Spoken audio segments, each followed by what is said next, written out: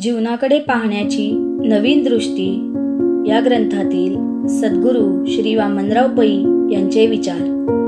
विषय उपासना. उपासनेच्या नावाखाली जी विविध प्रकारची कर्मकांडे करण्यात येतात ती कर्मकांडे खऱ्या अर्थाने उपासना या सदराखाली येतच नाहीत. या सर्व प्रकारच्या कर्मकांडात लौकिकाचे बंड मोठ्या प्रमाणावर असते, परंतु त्यात उपासनेचा गंध मात्र सामान्यपणे असत नाही. बहुतेक सर्व कर्मकांडांचा हेतू सामान्यपणे एकच असतो व तो म्हणजे कर्मकांडांच्या मोबदल्यात ते करणाऱ्यांना काहीतरी लाभ मिळाला पाहिजे.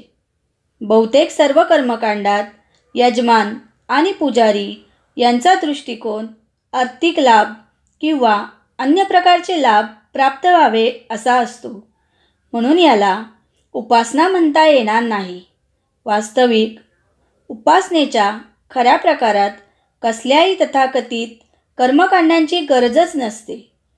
त्याचप्रमाणे उपासनेच्या खऱ्या प्रकारात पत्रम, पुष्पम, फलम, तोयम या गोष्टीसुद्धा आवश्यक नसतात. थोडक्यात उपासनेच्या खऱ्या प्रकारात कसल्याही लौकिक उपाधींची गरज नसते.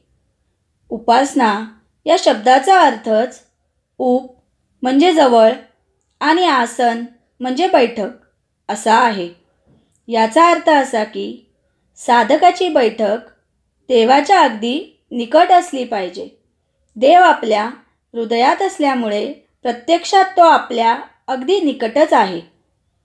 निकट असलेल्या देवाला अंतःकरणात अटक कसा करायचा हे न समजल्यामुळे सर्वसामान्य लोक देवाच्या उपासनेच्या नावाखाली कर्मकांडांचे अवडंबर माजवीत असतात.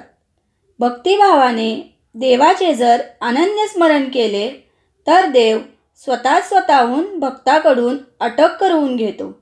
म्हणून तुकाराम महाराज म्हणतात, एक धरिला चित्ती आम्ही रखुमाईचा पती.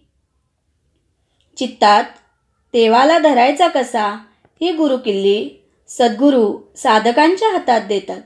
किंबहुना अशी गुरुकिल्ली जे साधकांच्या हातात देतात त्यांनाच सद्गुरू असे म्हणतात.